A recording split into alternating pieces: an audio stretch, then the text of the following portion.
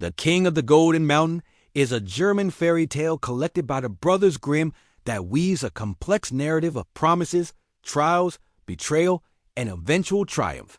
The story follows a young man's journey through magical enchantments and personal hardships to ultimately reclaim his family and his kingdom. A desperate bargain, the tale begins with a wealthy merchant who loses his entire fortune when his two richly laden ships are lost at sea, leaving him with only a small field.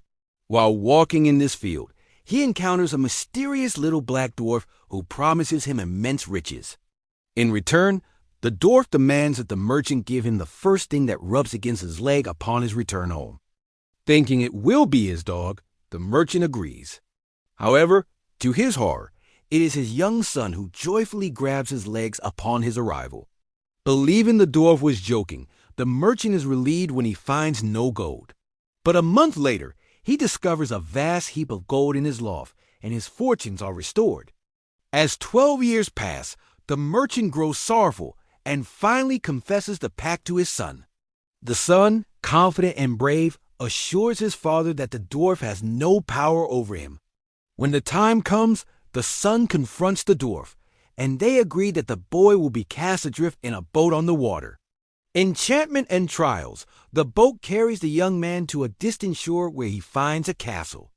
There, he meets a snake who is actually an enchanted princess. She tells him that he can break the spell if he endures 3 nights of torment from 12 black men without making a sound. He bravely agrees and successfully withstands the brutal beatings. On the 3rd night, the enchantment is broken, and the snake transforms back into a beautiful princess. They marry, and he becomes the king of the Golden Mountain. Betrayal and a quest after 8 happy years and the birth of a son, the king feels a strong desire to visit his father. The queen reluctantly agrees, fearing it will bring them misfortune. She gives him a magic ring that can transport him to his parents and back, but warns him not to wish for her and their son to join him. Upon returning to his hometown, the king is unrecognized in his shepherd's disguise. Frustrated by his parents' disbelief that he is a king, he forgets his promise and uses the ring to summon his wife and son. The queen is distraught, knowing he has broken his word. While he sleeps, she takes the ring and wishes herself and their son back to the Golden Mountain, leaving him abandoned. The journey home awakening alone, the king sets out to find his lost kingdom. He comes across 3 giants arguing over their inheritance, a sword that can cut off heads with a command, a cloak of invisibility, and a pair of boots that can transport the wearer anywhere. He cleverly tricks the giants into letting him try the items, and then uses the boots to escape with all 3 magical objects.